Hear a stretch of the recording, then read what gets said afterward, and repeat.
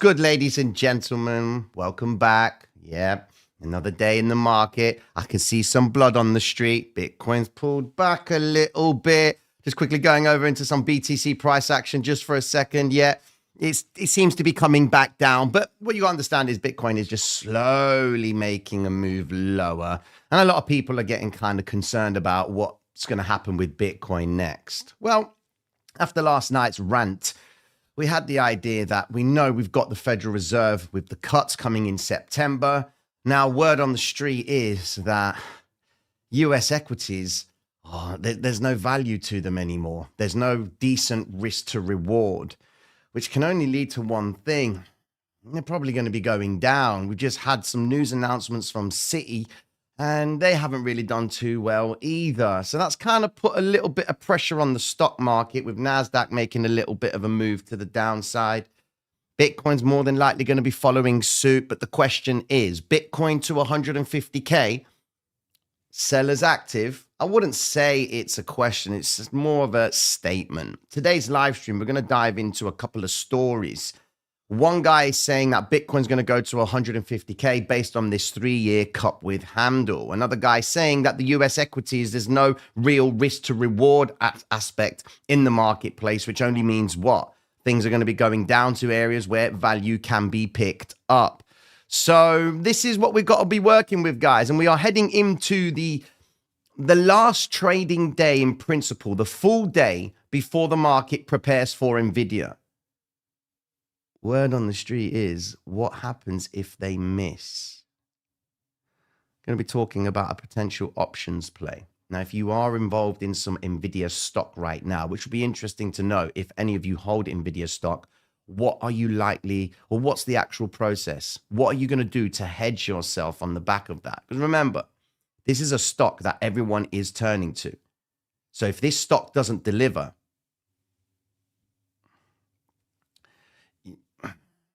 God forbid I say that anything goes down. But remember, we want Bitcoin to go down because, like last night, paying attention to Bitcoin's price going up means you've missed out. That means the people that were previously buying it are selling it, which means that the move to the upside will only be sustained for a certain period of time before it then starts to pull back again. That's when you pay attention. Ask yourself, how is it Bitcoin can make a move up to 65K to come all the way back down again to then make the same move back up and clear the 73K? So it's like we're getting these little teases from Bitcoin, right? By the time we're done with today's live, you'll have a good idea of where I'm going with all of this. And you should be leaving the live with a little bit of an understanding about what to be prepared for going in from now into the NVIDIA earnings call. And of course, with regards to the September Fed cut, that's September the 18th. We don't really have to worry about it, but it has to be in the back of our minds. All right. So if you are new to the channel, be sure to like and subscribe, and let's get with the program. Chat, what is going on? Yes, quick in and out hedge. Mad love to you guys.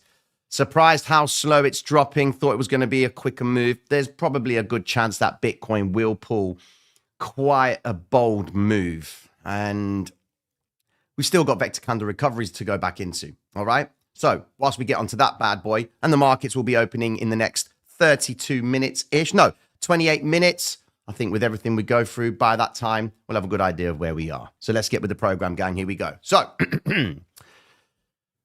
this is a problem. China is the world's factory. Now, PDD stock plunges 29% after a disappointing sales outlook, and Beijing has been struggling with slowing economic growth. It's not good when China slows down. It really isn't. Now, China is going to be one of the biggest consumers of US oil. So we just go and have a look at oil for a split second. Oh, Bitcoin, stop it, man. Please, wait. If we go look at oil right now, you can see that oil has made a little bit of a move to the upside. Of course, tensions overseas are going to be leading that issue. But China is going to be the only real economy that's going to consume a lot of oil. And because of the slowdown in their economy, that's not being reflected in oil. So oil's really been going up for the wrong reasons, which means the marketplace has effectively hedged themselves, or they've taken advantage of the fact that the actual attack in Israel with the Hezbollahs, that's now kind of died down now.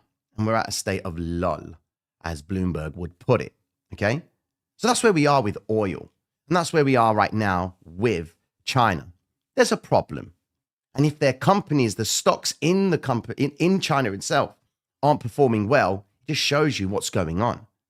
And people have said that if China collapses in sense of their economy, that would be the black swan event. You want to pay attention to Japan because Japan is the largest holder of US debt. And if Japan starts offloading that, then we have major league issues. That's the problem. China produces, US consumes, but Japan also consumes from the US, but they consume bonds. So as long as they're holding on to bonds and as long as the carry trade principle keeps on working, then we're all right. We can't just rely on China all the time in principle. Moving forward. Morning bid, pre-NVIDIA hesitation obscures record high. Going into NVIDIA's price action, you can see, ladies and gentlemen, that we are going closer and closer to vector candle recovery points that I'm expecting NVIDIA to attack. But an article was just recently released saying that what if NVIDIA misses? What will you do if NVIDIA misses? Well, to put it into perspective for you, ladies and gentlemen, during all economic downturns, the only sectors in the stock market that perform well are aerospace and defense and health. That's all that works. Why? Because you can have a dying economy, you can have recession, you can have the greatest depression, but people will still have a headache. They'll still need their operations. They'll still need their prescriptions. And defense will always be protecting themselves. They'll always be sending jets over here, everywhere, just to make sure that everything is working smoothly, per se, by the allies. But what I'm trying to say to you guys is contracts will continuously be given. If you go and search the website, the US government contracts, defense contracts, you will see they are, wow, NASDAQ is taking an interesting move to the downside. I'll show you that in a second. They are continuously giving out contracts, all right? And these are contracts that are servicing for 2 years worth of products that the company supplies in aerospace and defense. So by that principle, ladies and gentlemen, if we just go over to this article here where Bank of America says you might want to be preparing yourself for a hedge just in case NVIDIA disappoints. That doesn't mean NVIDIA will disappoint, but what I'm saying is, what could you go into? You could go and get some aerospace stocks and defense stocks as well. You could go into healthcare stocks, but it does involve you moving money a little bit. But the markets themselves have already, even by this gentleman right here, he says a rare bear is emerging on Wall Street. Why is this important? If you're here for the crypto, this is very important for you because it's evident that Bitcoin makes a significant move when the Wall Street is moving. If the stock market's dropping, Bitcoin is more than likely to be dropping, ladies and gentlemen, which means I've taken effectively a short on NASDAQ. I had the short, only one contract, and all you need is one contract. There's a book called Day One Trader, and it was about all the guys in the pits in the United States. And there was a guy, Market Wizards. Market Wizards is the book, sorry. And there's a chapter in there which talks about the one lot trader. Now, this one lot trader, he was always getting the mickey taken out of him because, he was always being insulted, all right, because of the size that he would use. But he was the one that was always winning at the end of the quarter. Everyone was like using big size, but everyone was losing their money. And this guy was always winning because he was using one lots. Same principle right here with the NASDAQ. I've got a trade right now on NASDAQ. Let me just break it down for you. I'm currently in a short on NASDAQ, and we're on around $765 worth of profit on a personal funded account right here. And we started off with 5K on this account, so we're now up to around the 7K mark. So I'm waiting for the NASDAQ to really start breaking down, and just let me put that over here for you so you guys can see that. Happy days. So yeah, you might not see it. Yeah, just a little bit right there. Down here, $750 move. And the reason being is because I'm looking for NASDAQ to just keep marking low. It's going to be doing that flavor, and it's about to come into a very interesting point. I wanted to see it make a little bit of a move up first, but it seems like it's rejecting this area here, the 19,500 region. But the markets are waiting. They're waiting for NVIDIA, and this is where you're probably going to see the same thing. But what I'm suggesting to you all is this. If NVIDIA is going to deliver, you want to be thinking in terms of who would want to be buying Bitcoin right now, okay, before NVIDIA shows its earnings. Another thing, like, just stick with me on this one, guys. You've heard me say this before. Bitcoin is a leading indicator, right? So if Bitcoin's going down, but the stock market's not really going down, but Bitcoin, cryptocurrency, is taking a nosedive to the downside, right? And then it comes out that the news, NVIDIA effectively misses. Would Bitcoin effectively be the leading indicator? Because even though Bitcoin is a smaller asset in comparison to NVIDIA and the NASDAQ, the commitment of people getting involved in crypto, even though it's small, kind of gives us a heads up of what's really going on. So then that's where I go over to it and I think to myself, okay, can I justify that Bitcoin's dropping down only because investors are getting rid of it? Well, let's just look at this. Bitcoin 3-year chart nears a breakout point as analyst expects a 312% ROI. All right. Look, man, this guy said it here. Go down. He says, we think the risk reward for US equities is increasingly poor, given the changes to perception about growth rates and prices. Okay. Parker expects earnings expectations for the fourth quarter and 2025 will be revised lower in the fall, citing softening consumer spending that makes the current outlook especially lofty. His 2025 corporate earnings forecast of 254 for the S&P 500 is 9% below the consensus of the estimate of 279. This is all getting a bit too optimistic for us at these prices, Parker wrote. Valuation won't protect investors. If we get another growth scare in the next 6 weeks, that inevitably will come with the downwards earning revisions we expect in September and October. Okay, so why would investors put their money to work? Where are they going to put it? They're going to put it in riskier assets. Riskier assets carry more reward. But looking at the valuations of the marketplace, he's saying that there's no value or risk reward for anyone right now because it doesn't make sense. Why would you be looking for value after everything has been continuously going up? Even if you go back into the NASDAQ, everything has been soaring up. Where is there a good risk reward here? Only NVIDIA will deliver and give us the idea of that. But then that will be short term. Why? Because the next quarter will then effectively tell us if NVIDIA really is coming through with the business. Okay? Which then leads me back into this argument right here about this 312% ROI in Bitcoin. Let's think about this one. A cup with handle, which effectively does this. If we go over to see what a cup with handle really is, it effectively means that you have got accumulation, and then you get the initial break, which is led to a shakeout, then a continuation up. Okay? That's what a cup with handle is. So inside of this range here is accumulation, right? Then when they make the breakout from this high over here, they shake out the last guys who are weak, and then they make the reversal to the upside. Well, let's just go look at Bitcoin for a second. What do you see here? Could you be in agreement, guys, that we could be in one decent cup with handle? It looks like one, doesn't it? You just take this logic here, going round, and then you see Bitcoin pulling back down. Yeah, that would be a fair assumption right there, wouldn't it not? Let's just come out of here. Cool. Go to Bitcoin for a second. Would we be of that assumption?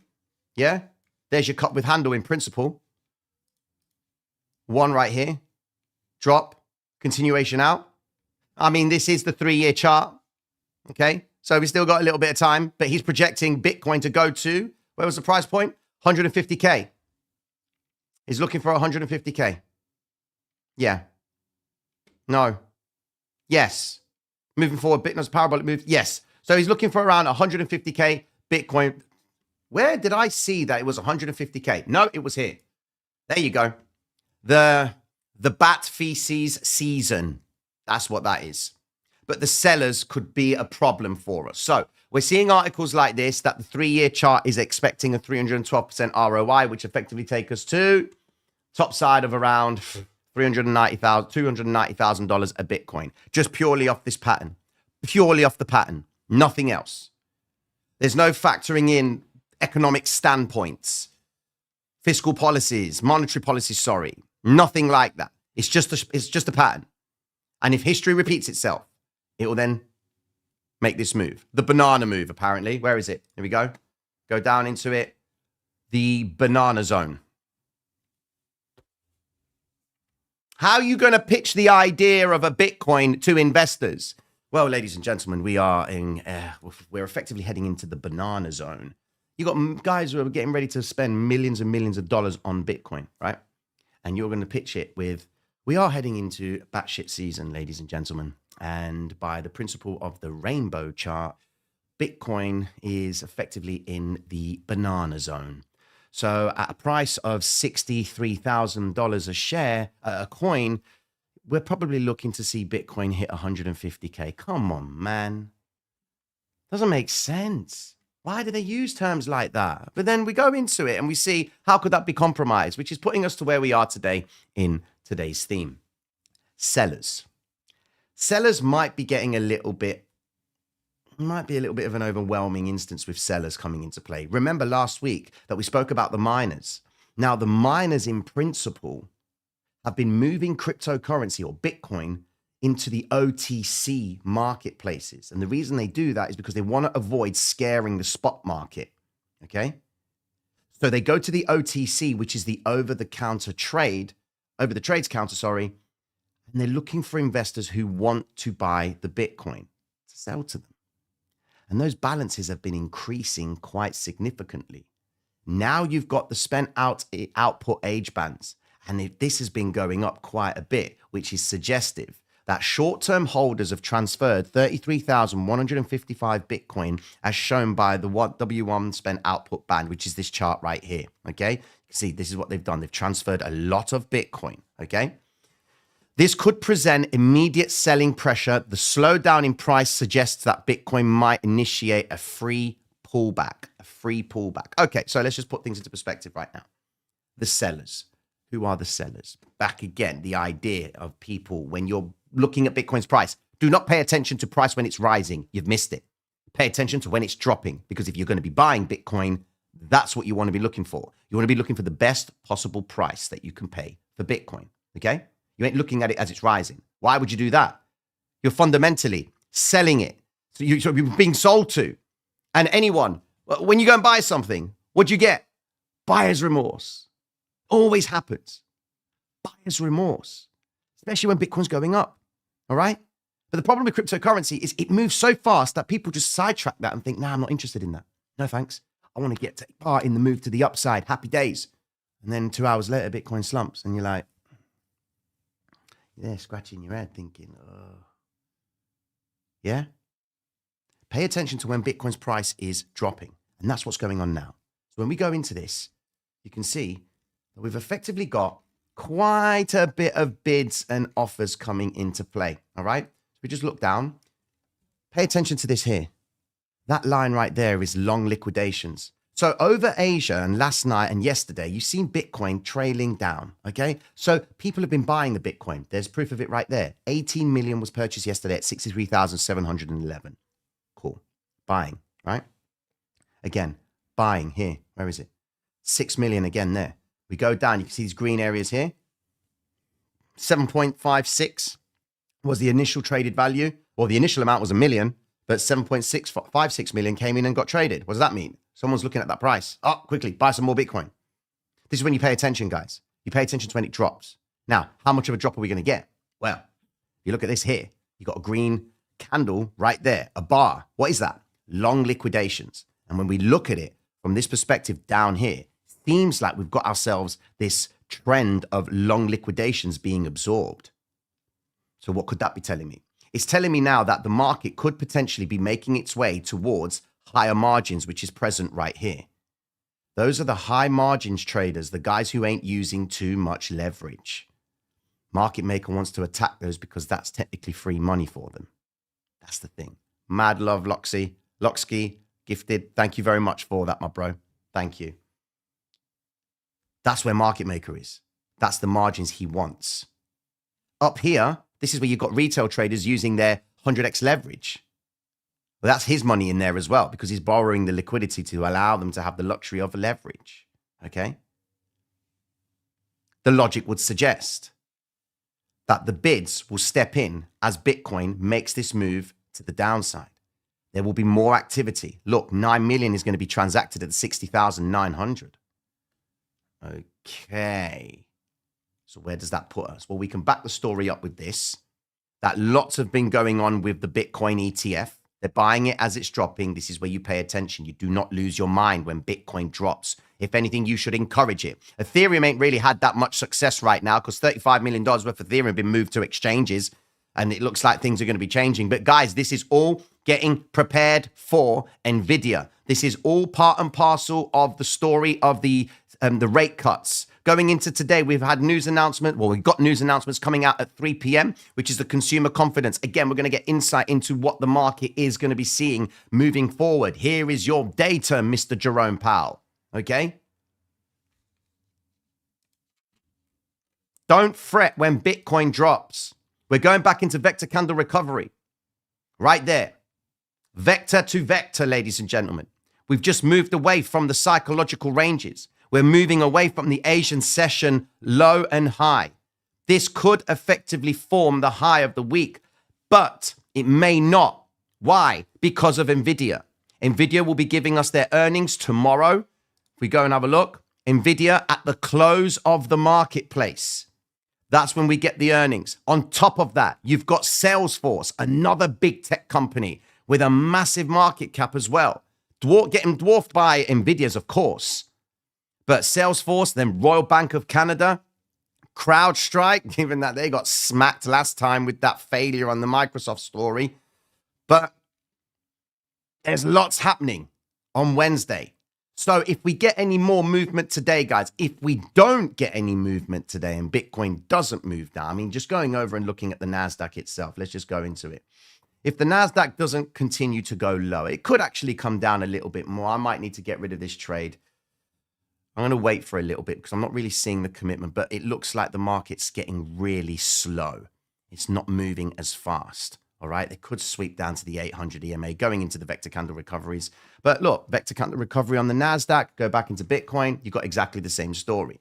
Now, if anybody is new and want to know about this system, just go to the Traders Reality website and take this free course. It will give you information on this. Okay. And then if you want to put that knowledge to the test, go and get involved in the Platinum memberships. Go to the membership tab over here and then go to the Platinum membership where you get 5 trade setups every single day across 5-6 asset classes. Bitcoin, Ethereum, and Solana in crypto, Euro, gold, oil, NASDAQ, and of course, it depends on other, when I start talking about other assets, but those are the main assets that we focus on. So they are all positively correlated so that if one is not moving as fast, but the other is, you can take advantage of that. And then Euro, for example, might move up a little bit sooner. Well, might move later on. And then you see gold moving up. So you'd be like, oh my God, Euro is yet to make the move on the news. That dollar's going down. So they could actually, you can see how you can benefit from that. So there's a reason why I use those assets. But you get 20% discount when you use the membership discount code, which is new member, pinned to the top of the chat. So get involved in that, ladies and gentlemen. I'm going to be doing an update for the guys after this because when you join, if you go look at the weekly review video, because you get access to the Discord, I've got this checklist.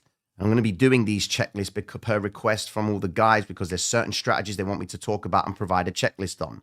And where we are right now on this checklist is the vectors in the brinks. That's what we're focusing on. So after this live, I'm going to do an update for the guys and give them a heads up on the vectors in the brinks. That's effectively this area right here that Bitcoin is currently trying to formulate.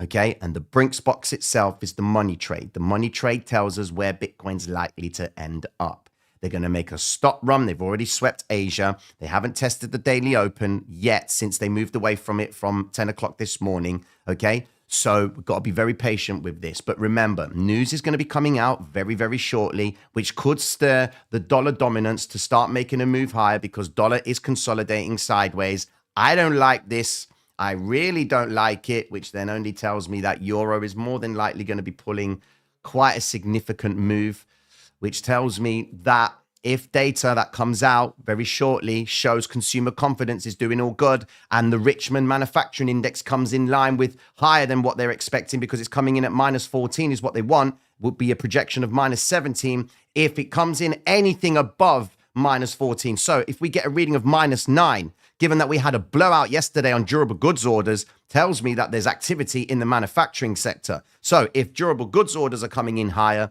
then we can assume that manufacturing reading is going to be positive as well, which means that the economy is doing all good. The idea of a soft landing is something that is actually going to be happening. That means interest rates are probably not going to get increased or decreased as much as the market wants it to, you know? Questions, ladies and gentlemen. Let's get with the questions. What you got for me? Tina, what's your own opinion on all the other YouTubers saying we are going to break out? They said this at 64. We are now at a base of 62. The way I look at it is like this. Look at the weight of reasoning as to why they're making that claim. Okay? Let's just put it like this. You've got this gentleman here talking about a cup with handle principle. It's going to take a long time. It's a 3-year chart. Okay, so yeah, 290K Bitcoin, what would be the ideal scenario? Well, first things first, to get to a 290K Bitcoin, all right, the US government needs to start stepping in and picking it up. And looking at their balances, you can see that they currently hold 203 Bitcoin. 203,000 Bitcoin, all right? UK government holds 61,000. The German government has got coffee money right there. And El Salvador is killing it. Love El Salvador. Mad love to all the guys in El Salvador, man. I like that guy. But that's too far away. Now, if people are expecting Bitcoin to break out, what needs to happen? Well, Bitcoin, to get to the all-time high again, we need to see Bitcoin get back up to 68. And I'm not paying attention to 68 until Bitcoin can break 65. All right? Now, when someone says, I expect it to go to this price point, I've given you my logic and my reasoning for why I think Bitcoin's going to go to 80K in September.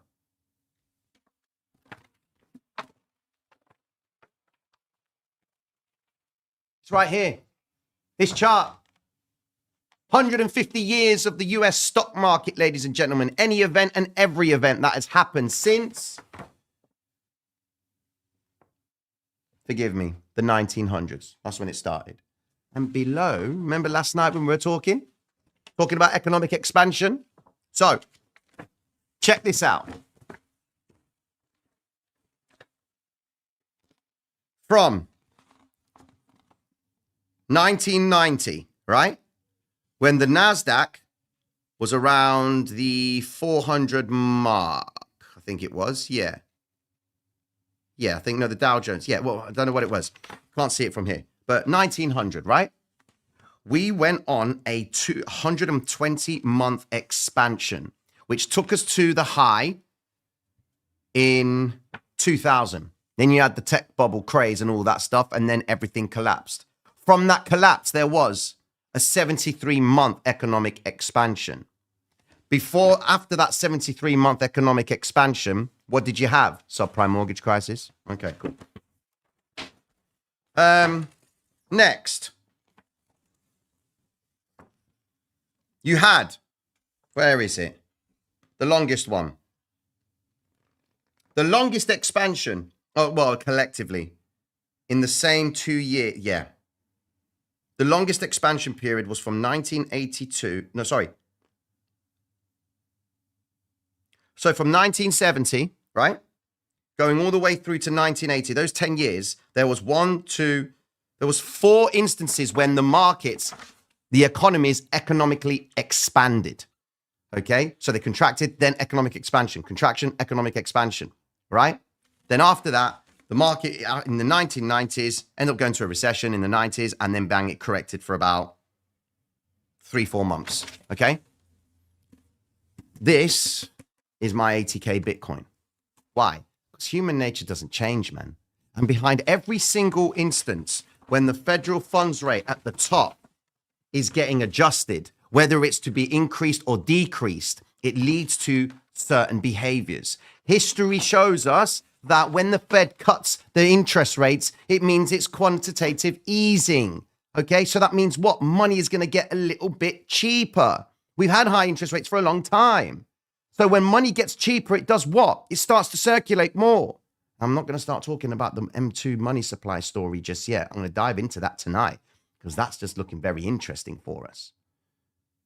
But principle says that when money is cheaper, you can go and put it to work because it doesn't cost you much. Then you can seek risk. But the market's not in that spot right now, which is why by the time we get to the Fed cut on September the 18th, that's where I believe Bitcoin will top out. We'll see a correction, and that's when we can start buying more Bitcoin off the back of a cheaper dollar. That's it. What's the reasoning for any other YouTuber? They could be technical, which is nothing wrong with that. But look at where we are right now. Why would someone go and buy a Bitcoin? Why would a big mutual fund go and pick up Bitcoin?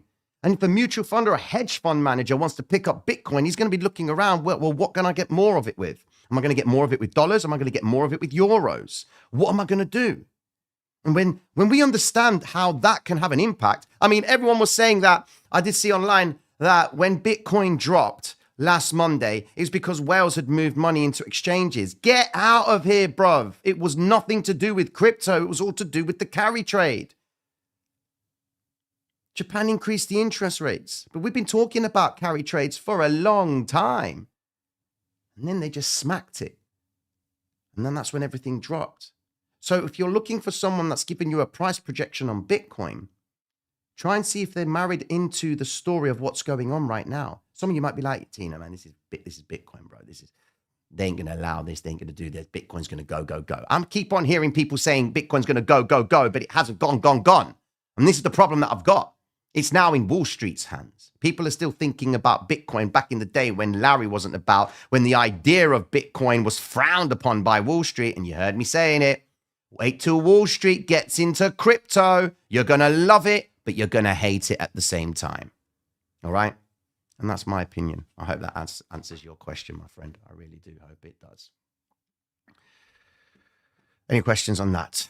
I'm getting rid of this trade, by the way. There we are. I'm going to get rid of it because there's no point. $395, done. I don't care. That's me. I'm fine with that. Cool. Anyways, any other questions, ladies and gentlemen? When is the best time to sign up for Platinum? First month, or if I sign up tomorrow, do I get billed twice this month? No, you don't get billed. You get billed from the day that 1 month from the day that you join. So if you join on the 17th, you get billed again on the 17th. If you join on the 27th, you get billed on the 27th of each month. But if you do, make sure you use the new membership code, okay? Because you get 20% off on your first month, all right? Any other questions? Any other questions?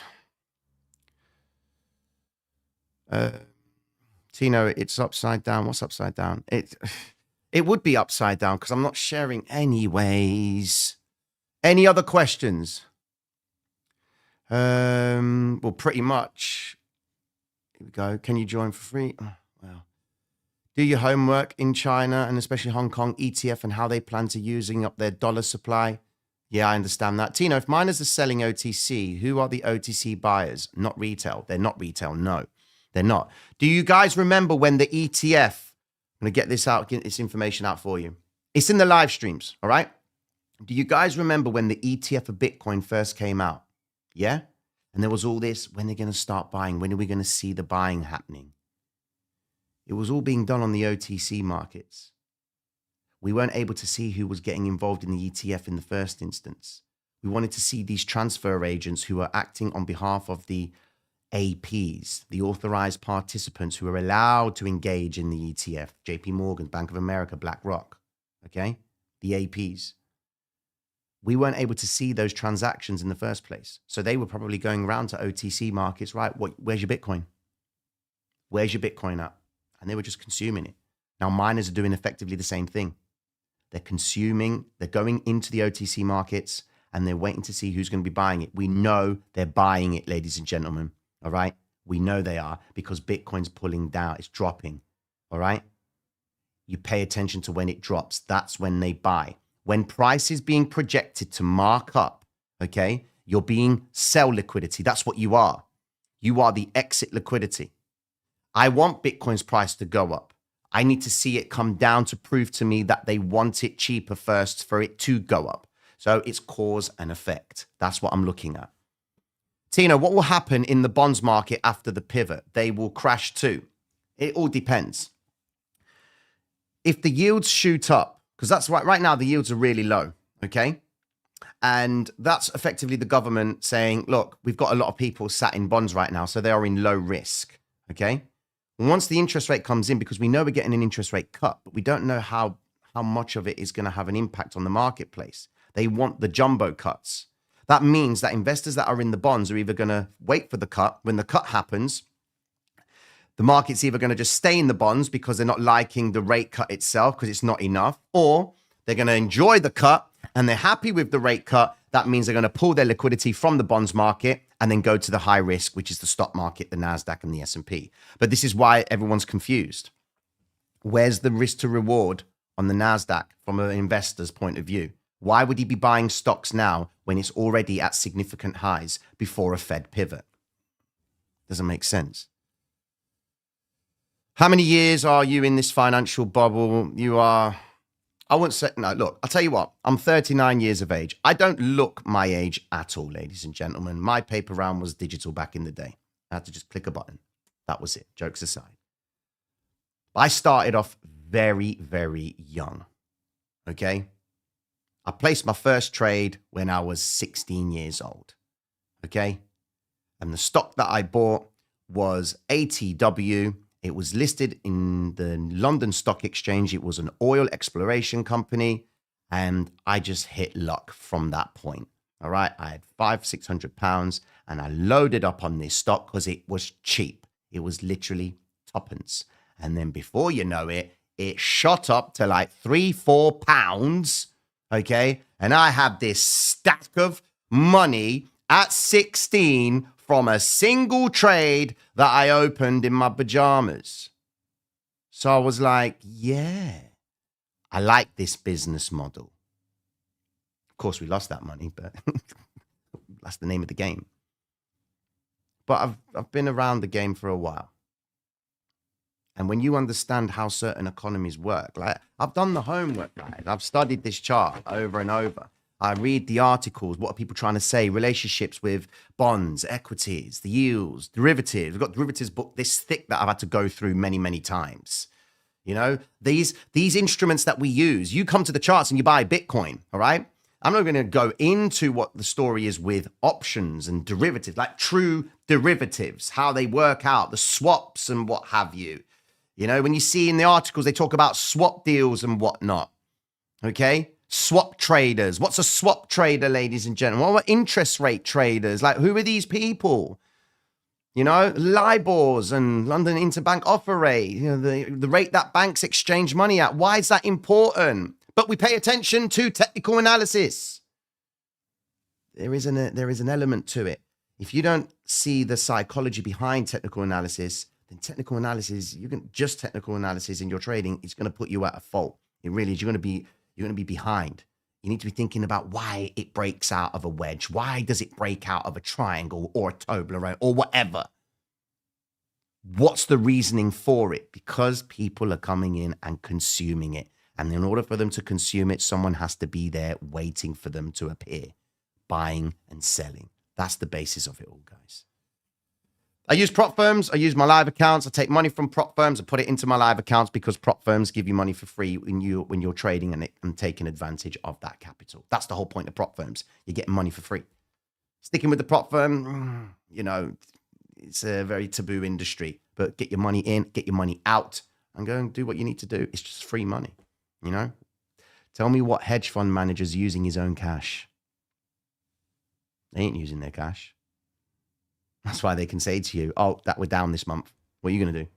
Oh, God. How much is it to withdraw the capital? Yeah, you're going to be incur a management fee. And all right, don't worry about it. Hedge fund still carries on.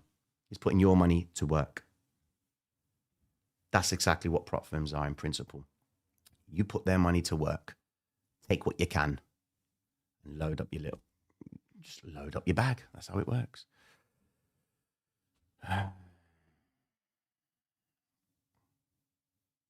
Sell the chart as merch. Nah, man. Any other questions? Where we go? Here we go. I just saw that question. Don't you removed it. Okay, I got a question. Can a trader loses the edge? And if yes, what should you do to fix it? What if one day we do things differently with that intention? All right, let me explain something, okay? Trading is about edge, yes. You need to have an understanding of what's going on, all right? But more importantly, yeah, Bitcoin's going down, don't worry. But more importantly, trading is about adapting, all right? If your edge says you go long here, but you can see that the markets aren't reacting in that way, and there's bad news, what are you going to do? Not going to take the trade? Because your trade system says go long. What do? You adapt, all right? That's what you have to do. Traders are about adapting.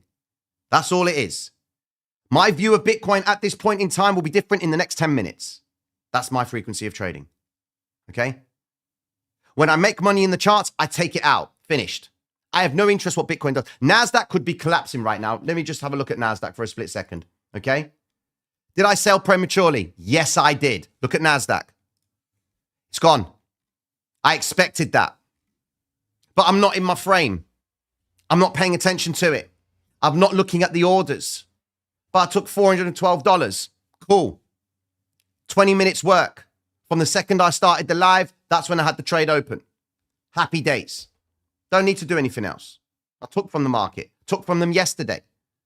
That put us now at $3,500 in 2 days trading. I'm fine with that on my personal accounts. I just let them grow like that. I'm fine. Don't need to force anything because it will come down, then it will come back up. And if it really means the business, it will come back down again. We'll trade it. But we've got NVIDIA news announcements coming out. So that's me done. Don't want to trade anymore. Not until NVIDIA comes out, because when the news comes out for NVIDIA, bang, that's when it will get interesting. Very, very interesting. Anyways, ladies and gentlemen, mad love and respect. I hope you've had an enjoyable live stream. Bitcoin is making a bit of a move, but I'm going to be getting an update over to the guys in the Platinum membership just to break down what we got, what we're going to see happening. But take this information and do what you will with it. Bitcoin is about to get cheaper, but the buyers are stepping in on Bitcoin. So do not lose your minds. If you're going to play the idea of getting Bitcoin on the cheap, wait till you see a point in the chart when everyone is losing their brain, when the sellers are really stepping in, because they can only sell when someone buys. And when you start seeing that stopping, that's when your reversal's coming into play. All right? Mad love and respect, gang. Take care of yourselves, and I'll check in with you all tonight. Peace. Why is he winking twice? What a guy.